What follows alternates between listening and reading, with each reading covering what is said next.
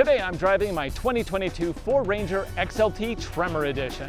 And this is another Ranger, the Polaris Ranger XP1000. That's right, it's Ranger versus Ranger at the Driving Sports TV Test Hill. That's coming up right now.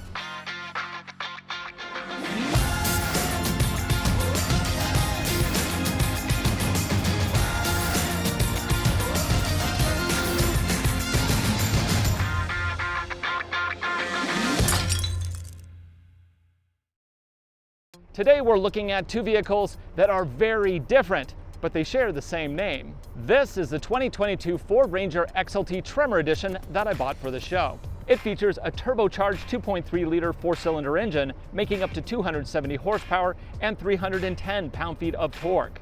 It has part-time four-wheel drive with drive modes and a locking rear differential. Since this is a Tremor Edition, it has improved approach and departure angles, as well as 9.7 inches of ground clearance. It also comes standard with general grabber all-terrain tires. Price as it sits here, $44,065 US including destination, but not including the Yakima rack I already own. And this is another Ranger, the Polaris Ranger XP1000. It comes standard with the 4-stroke, twin-cylinder, dual overhead cam 999cc liquid-cooled engine that is good for 82 horsepower and 62 pound-feet of torque.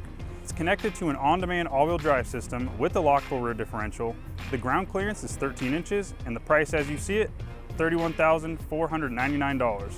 Like the Ford, this Ranger also has a truck bed. Maximum bed capacity is 1,000 pounds. It can tow up to 2,500 pounds. It also has a winch from the factory, something you can't get on the Ford Ranger. The turning radius is pretty tight thanks to the small wheelbase at only 13.3 feet. Our test unit is equipped with a long list of amenities including heating and air conditioning, which is really nice out today. It's about 95 degrees, it's hot. In today's shootout, we're taking both vehicles up every road we have here at our test hill, including the newest Gopher Run.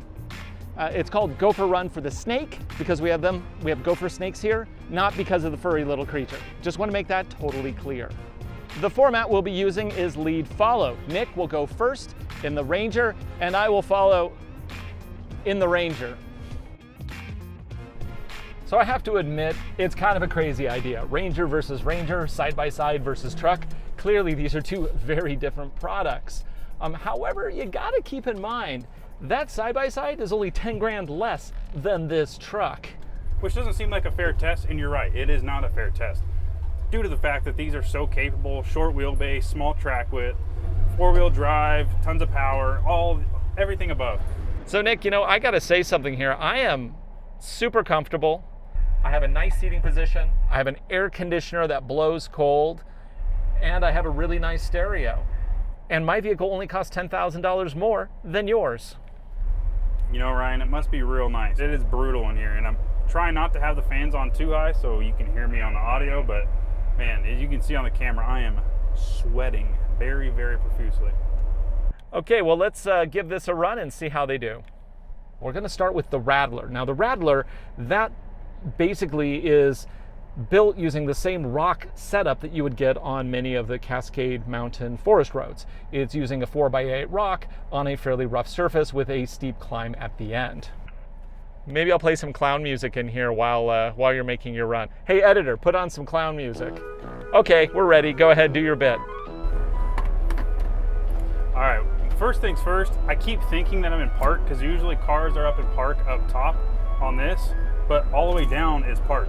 So I'm gonna go all the way up and that's high, and you gotta make sure it's in high. It doesn't stay in super well. So I'll take off. It doesn't have anti-rollback, so you gotta feather the throttle, and the clutch engagement's pretty high, so you gotta rev the engine and it'll like clunk into gear. As I mentioned to Ryan, it is very hot in here even with the air conditioning. We do have the engine right behind us and not a lot of ventilation. There's a couple small vents. Man, he just looks like he's getting tossed all over the place in that thing. So I'm actually gonna stop real quick. I'm gonna open this front window because this does have that option. There we go. So I'm gonna open that, get some more airflow in here. And I have a better vantage point now. So I have been on this Rattler a couple times now. A couple times is an understatement. I've been on it quite a bit with other vehicles, including my vehicle. And usually it's a little tough to see where all the rocks are, but with this having such a short hood, such good visibility with this huge flat piece of glass back here, you can see a lot of stuff. So it's really quite easy. Now, when you are in four-wheel drive, it does sound like there is a cat stuck in the engine. It's that transmission. It just has that, or that differentials and the transmission.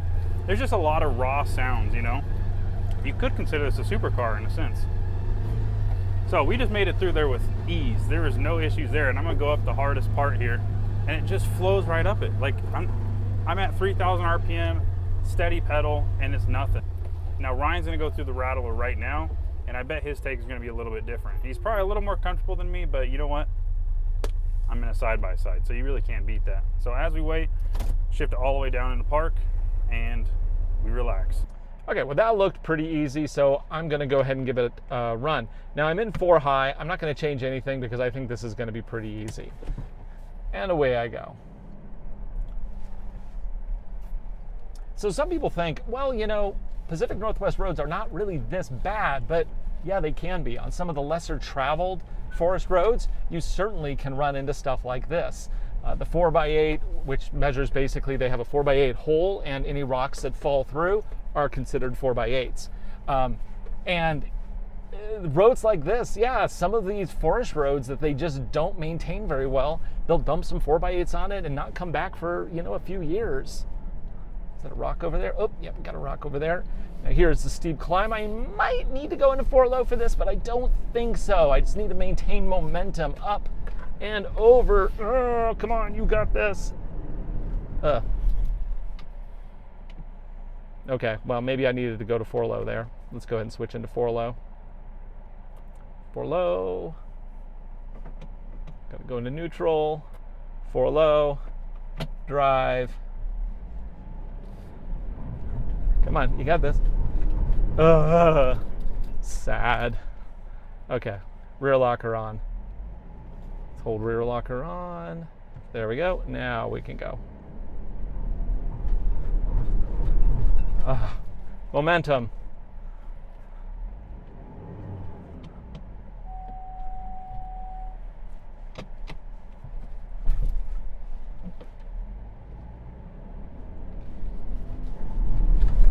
There we go. So I rode the struggle bus a little bit, but I got up. Right, I was mentioning how my shorter wheelbase is far superior on something like that. Now, there's benefits to have a longer wheelbase, but in situations like that, I just flew right up it. You know, it's just ease.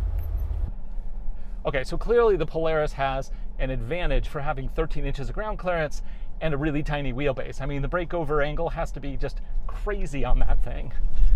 But that's okay. I'm still more comfortable because it is hot out today. It would be nice to have a front camera though. Of course, he has such great visibility in that thing, you don't even need cameras. I mean, because everything's like basically 2 feet around you. Okay, now this next course is Sidewinder. We have some tricky logs, followed by a steep up and over. This has really messed up a lot of vehicles. It's very challenging, but we've done it in a Tremor before and it'll be just fine. However, I'm gonna prep for this setup because this isn't all about telling you how everything works in here. We have the full review of the Tremor from last year where you can see that. This is more about basically how it compares against the Polaris. So I'm gonna set this up for success. And to do that, I'm gonna keep that rear diff locked, but I'm going to instead change the transfer case to 4 low. Advanced track off, 4 low engaged. Okay, now we can move ahead, and I don't think much will stop us at this point. All right, so now we are on the bottom part of Sidewinder.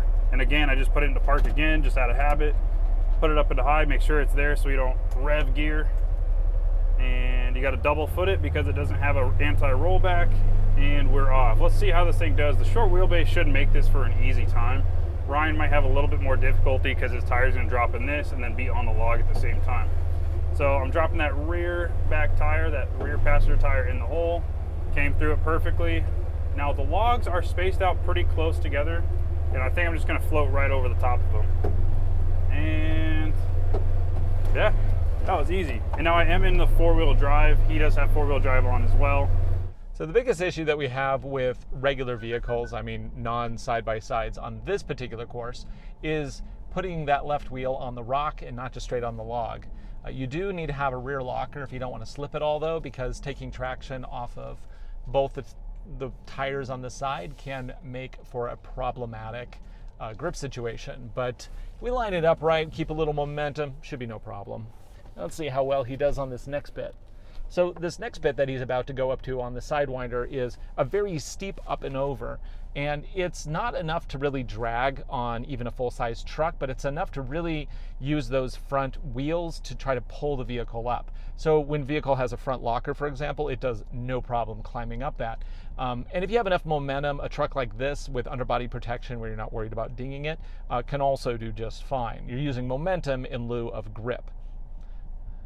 I'm curious how that little Ranger does. I imagine it'll do just fine, but it's also going to probably feel a little precarious because he's sitting so high up in that thing. I imagine for Nick it's going to be a little bit like riding a phone booth on a roller coaster. I don't really like how accurate that is, but yeah, that's about what it is. And there he goes. Okay, I'm going to go ahead and go over my logs. Oh yeah, he's doing just fine. Okay, so we're going to go over logs here. Oh, oopsie doops. Oopsie doops. Oh, okay. Oh, over we go. Dirty derpy derp. And now we're gonna do the steep climb. Now, I know I need a little momentum on this. I have my rear locker engaged. I'm in 4 low, and I'm just gonna hoist myself up without trying to scratch the sides on these sharp branches. Okay, we're good. Nice.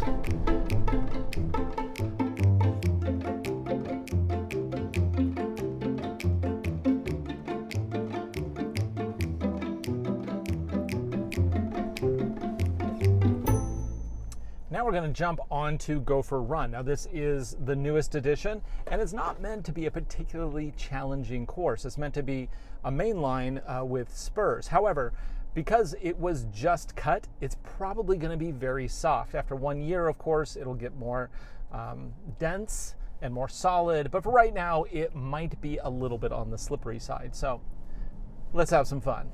All right, and we are off on Gopher Run. So this is my first time up this, believe it or not.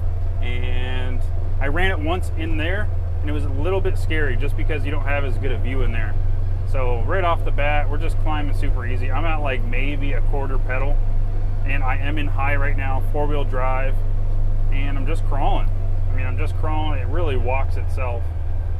Going up, it does make a lot of noise. The drivetrain is very loud, so keep that in mind. You hear everything. You hear the engine, the fans, the AC, the steering rack, and this does have electric power steering, the EPS system from Polaris, which is very helpful. I have driven some side-by-sides that don't have that, and it's a nightmare at low speeds. Luckily, it's not a 6,000-pound vehicle, so it's a little bit easier, but it still is nice to have these amenities.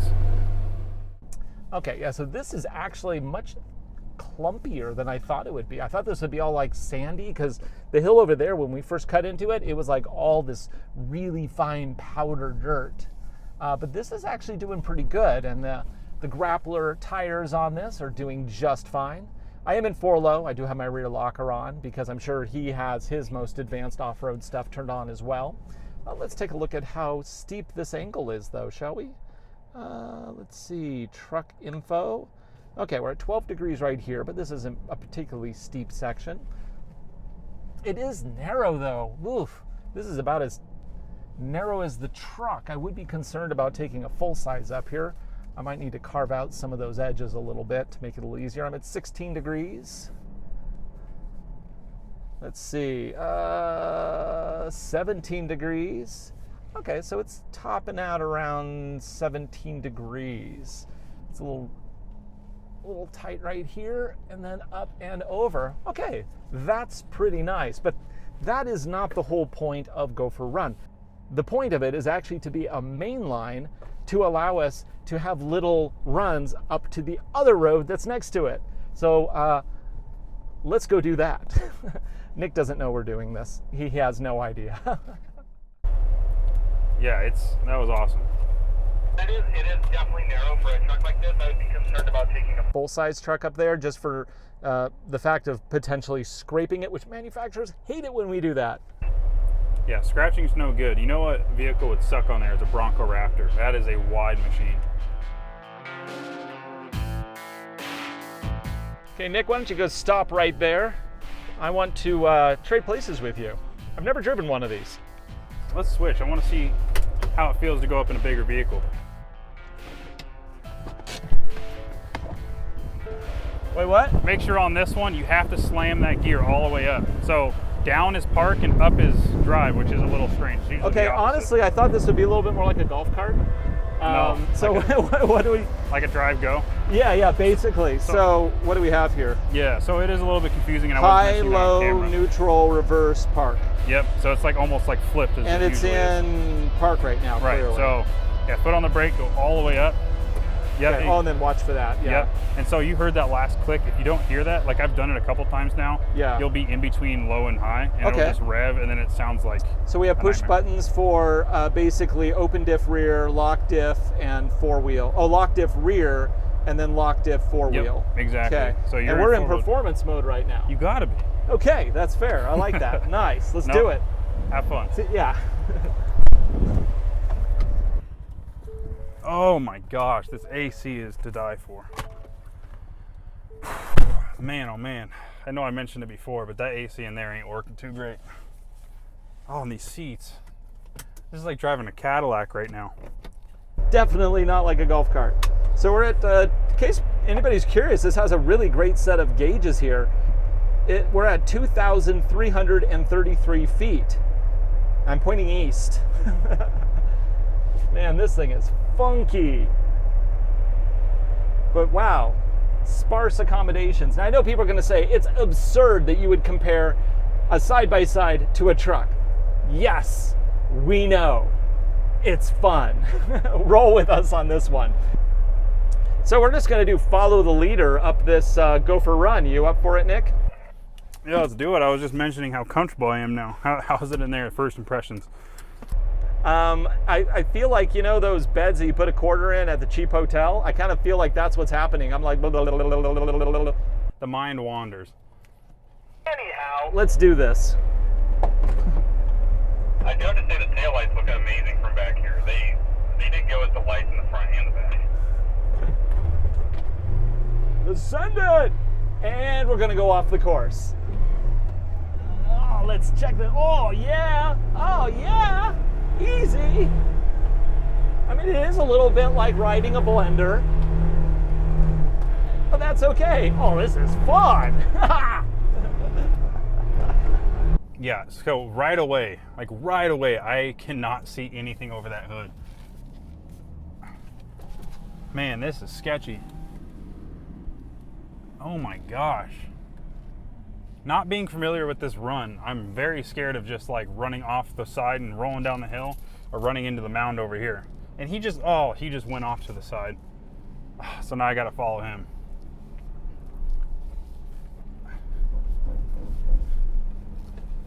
Oh, it's a little tougher. It's a little tougher than he made it look. And it's that wheelbase. It's gotta be that wheelbase. When you are in this vehicle compared to that, the visibility is pretty much nothing. You can't see much.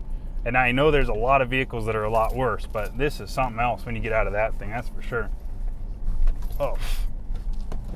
So overall, between the two, obviously, it's a nutty comparison. I think in many cases, the truck makes a lot more sense. However, if you have a truck and then you also want to go hunting, or you just have to like maintain a ranch or something like this, obviously the Polaris is the choice rig. But both are really, really fun. And I think that is the bottom line. It doesn't matter what you drive. Have fun with it. For Driving Sports TV, I'm Ryan Douthit. Thanks for watching. Be sure to like, subscribe, share videos. We make them for you, and I hope you enjoy them.